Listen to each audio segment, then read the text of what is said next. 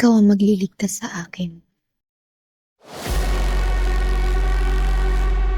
Nagsimula ang pelikula sa isang babaeng nagngangalang Sofia na tila naiinis sa kanyang asawang si Rico na isang negosyante na mahilig sa matitinding bardagulan. Dahil sa hangarin ni Sofia na makaahon sa buhay, napilitan siyang magpakasal kay Rico na dati niyang kliyente. Ngunit, dahil sa malaking agwat ng kanilang edad, hindi niya talaga trip ang mga hilig ni Rico at sa loob ng 5 taon nilang pagsasama, pinagtiisan ni Sofia ang matinding hilig ni Rico sa pakikipagbardagulan na may kasama pang pag-video habang ito'y kanilang ginagawa. Gustong-gusto na sanang hiwalayan ni Sofia si Rico dahil sa mga hilig nito, ngunit hindi niya magawa dahil sa takot lalo pat maimpluwensyang tao si Rico. Isang gabi, nakilala ni Sofia ang isang binatang nagngangalang Enzo na tumulong sa kanya nang may isang lasing na lalaki ang nagpakita ng kabastusan sa kanya sa isang bar. Ang ginawang iyon ni Enzo ay labis na ikinabilib ni Sofia at sa taglay namang kagandahan ni Sofia, nahulog ang loob ni Enzo sa kanya. Dahil sa pagkakaroon nila ng pagkagusto para sa isa't isa, sinimulan ni Enzo na palalimin ang kanilang ugnayan at sinimulan na ni Enzo na paputukin ang bulkang pinatubo ni Sofia. Hindi nagtapos ang lahat sa kanilang unang pagkikita dahil nasundan pa ito ng ilang lihim pang pagtatagpo, kung saan buong kasiyahan na pinapalasap ni Enzo ang kanyang husay sa pagsipsip ng kuhol ni Sofia, na talaga namang sa sabaw palang busog ka na. Napansin ni Sofia kay Enzo ang pagiging kanyang liwanag at tagapagligtas, kaya't nagpasya na siyang humingi ng tulong dito upang tuluyan ng makawala sa mga kamay ni Rico. Hiniling ni Sofia kay Enzo na gapiin si Rico upang magsama na sila ng walang hadlang at hindi na kailangang magtago pa sa kanilang mga pagkikita. Wala nang ibang magawa si Enzo kundi ang sumang-ayon sa mga nais ni Sofia na mangyari.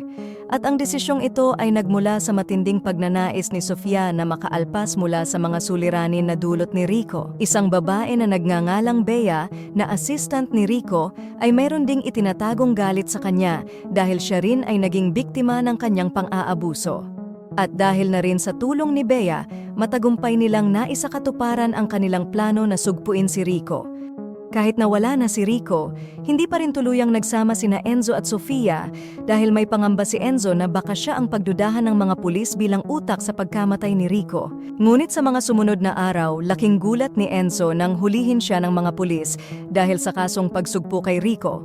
Labis ang kanyang pagtataka kung paano nalaman ng mga pulis ang tungkol sa pangyayaring iyon. At mula sa di kalayuan, lihim na pinanood ni na Sofia at Bea ang pag-aresto ng mga pulis kay Enzo. Bahagi pala ito ng kanilang plano, ang ipaaresto si Enzo matapos niyang tapusin si Rico. Lumabas na si Enzo ay ginamit lamang ni Sofia para magtagumpay sa kanyang mga plano. Bumalik ang eksena sa nakalipas na 5 taon kung saan ipinakita ang lalaki sa buhay ni Sofia na si Carlo, ang tunay niyang karelasyon. Matagal nang pinangarap ng dalawa na yumaman balang araw, ngunit para kay Sofia, ang nakikita niyang paraan ay ang magpakasal kay Rico. Bagamat mariin itong tinutulan ni Carlo, nagmatigas si Sofia sa kanyang desisyon. Sa huli, napagpasyahan ni Carlo na iwan si Sofia at magtrabaho na lamang sa ibang bansa. Sa kasalukuyan, bumalik na si Carlo sa bansa at muli silang nagkita ni Sofia, na ngayon ay single na at nais ibalik ang kanilang relasyon.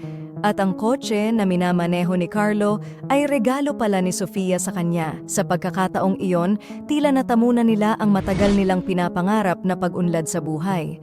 Samantala, si Bea ay patuloy na nasa ilalim ng kapangyarihan ni Sofia at unti-unti nang natutuklasan ang mga lihim nito. Hanggang dumating ang araw na labis na nagulantang si Sofia nang makita si Rico na nasa wastong kalagayan. Pagkatapos, nagpakita rin si Enzo na akala niya ay nakakulong. Doon, labis ang gulat at takot ni Sofia nang matuklasan niyang magkasabwat pala sina Rico at Enzo. Ibinunyag ni Enzo kay Rico ang madilim na plano ni Sofia laban sa kanya, kaya't sinuportahan na lamang nila ang plano ni Sofia at pinaniwala siya na matagumpay ang kanyang mga hakbang upang malaman nila ang kanyang mga lihim. Doon, natuklasan ni Rico ang relasyon ni Sofia at Carlo. Inis na inis si Rico at sinabi niya kay Sofia na ipinapahanap na si Carlo gamit ang kanyang mga tauhan. Nalabis ang pagkatakot ni Sofia sa mga banta ni Rico, kaya nagmakaawa ito sa kanya. Nang biglang naalala ni Rico ang mga masasamang ginawa ng kanyang ama sa kanyang ina, Kahit alam ng kanyang ama na pinapanood siya nito ay hindi pa rin ito tumitigil. At nang magbinata si Rico, ginamit niya ang lahat ng mga nakita niyang ginagawa ng kanyang tatay sa kanilang kasambahay. At doon na nga nagsimulang paglaruan ni Rico ang mga babae. Bagamat hindi nagkulang ang kanyang mga magulang sa pagpapaalala at pagtutok sa kanya dahil na rin sa kanyang katigasan ng ulo, hindi na nila naituwid ang baluktot na pag-iisip ni Rico. Hanggang sa isang araw, natuwa si Rico nang mabalitaan niyang wala na ang kanyang mga magulang matapos maaksidente ang eroplanong sinasakyan ng mga ito. Ganito ang naging pag-uugali ni Rico dahil mula pagkabata ay nasaksihan na niya ang masasamang gawain sa kanyang paligid. Kasunod, sa hindi inaasahan ni Rico, bigla siyang tinutukan ng sandata ni Enzo. Kasabay nito, lumitaw si Bea upang makuha ang sandata mula kay Rico. Doon nabunyag na magkasintahan pala sina Bea at Enzo.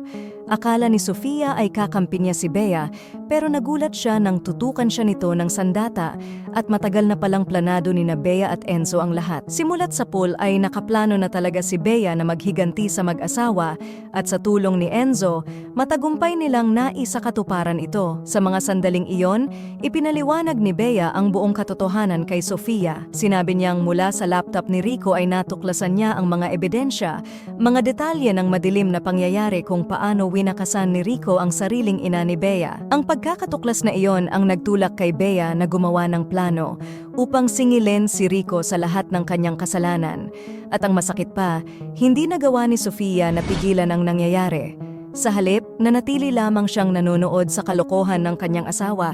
Ginawan din pala si Bea ng kalokohan ni Rico at wala ring magawa si Sofia kundi manood na lang. At ang pagkakaligtas pala ni Enzo kay Sofia mula sa lasing na lalaki ay bahagi rin ng kanilang plano dahil kasabwat pala nila ang lasing na lalaki. Matapos ilahad ang lahat, iniabot ni Enzo ang sandata ni Bea kay Rico upang siya na mismo ang tumudas sa kanyang asawa. Wala namang tapang si Rico upang gawin iyon kay Sofia, kaya sinabi ni Bea kay Rico na mas matapang pa pala ang asawa niya dahil siya pa ang nagpasya na ipaligpit siya nito. Walang naging epekto kay Rico ang mga sinabi ni Bea at nagawa pa niyang baguhin ang sitwasyon. Tinutukan niya ng sandata si Bea at sinabi kay Enzo na wawakasan niya si Bea kung hindi nito ibababa ang kanyang sandata. Doon tuluyan nang nagbago ang sitwasyon. Sina Enzo at Bea ay tinutukan ng sandata ng mag-asawa at alam nilang anumang maling hakbang nila ay magiging huling araw na nila yon. At huwag ka mag-alala dahil kahit ako ay naumay din sa storya ng movie na ito. Nakahanap si Enzo ng pagkakataon upang makuha ang sandata mula kay Rico. Sa kanilang pag-aagawan, aksidenteng nakalabit ang gatilyo at tinamaan si Sofia na naging sanhi ng kanyang pagpanaw. Hindi nagtagumpay si Enzo na maagaw ang sandata mula kay Rico, kaya siya naman ngayon ang nanganganib na sumunod kay Sofia. Hindi naman alam ni Rico na kinuha na pala ni Bea ang sandata na hawak ni Sofia. Matapos tamaan ng sandata ni Rico si Enzo, si Bea naman ang tumarget sa kanya na naging sanhi ng kanyang pagkamatay. Bagamat nakamit ni Bea ang kanyang paghihiganti, nanatili ang matinding lungkot sa kanya dahil hindi niya nailigtas ang lalaking labis niyang minamahal. Ang paghihiganti ay nagdudulot ng mas maraming kasamaan. Sa halip na makamit ang kapayapaan, ang paghihiganti ay madalas nagdadala ng higit pang kapahamakan at pighati. Ang galit at sama ng loob ay maaaring magdulot ng mas malaking sakit kaysa sa orihinal na problema, kaya kailangan mong itanong sa iyong sarili kung makakabuti ba ito o hindi.